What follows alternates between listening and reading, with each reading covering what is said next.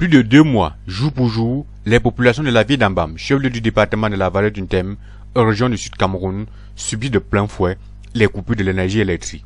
La cause de ce délestage sans précédent est inquiétante. Selon les informations recueillies sur le terrain, le carburant destiné au fonctionnement de la centrale de la ville est détourné. On a plusieurs fois vu et on sait où va nos carburants qui est réservé pour notre groupe électrogène. Ça va Il y a un problème de détournement de carburant. Quand on voit quelque chose, on parle.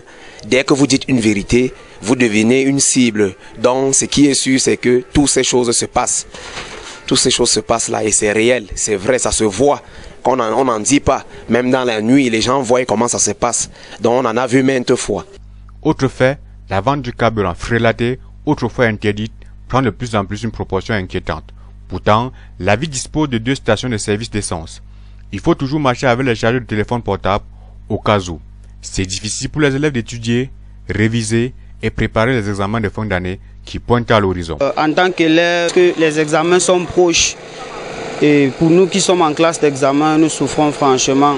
Chaque jour, on coupe la lumière, donc ça nous menace franchement. Si je peux vraiment demander un coup de main aux gens d'en haut. Un système a été créé, appelé ligne préfectorale. Il faut choco entre 50 et 100 000 francs pour être branché sur cette ligne. Le délestage criard dans la ville d'Ambam a déjà mis au chômage plus de 3 quarts des coiffeurs de la ville, causant des dégâts matériels importants et un manque à gagner énorme à hauteur de centaines de millions de francs CFA.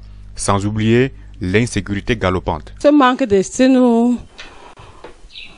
ne nous permet pas de travailler mieux, ne nous permet pas d'avoir un bon rendement au niveau des services publics parce que quand nous recevons le courrier à une certaine heure et que nous devons répondre à notre hiérarchie, ça nous handicape beaucoup. Rendu une fois de plus à l'agence ENEO de la ville, aucune information n'est filtre, mais en offre, on nous fait savoir que même la direction régionale de l'entreprise pour le Sud sait ce qui se passe en Ambam en matière de coupure de l'électricité. Le retour à la normale de l'électricité reste le vœu le plus absolu des populations de cette partie du pays.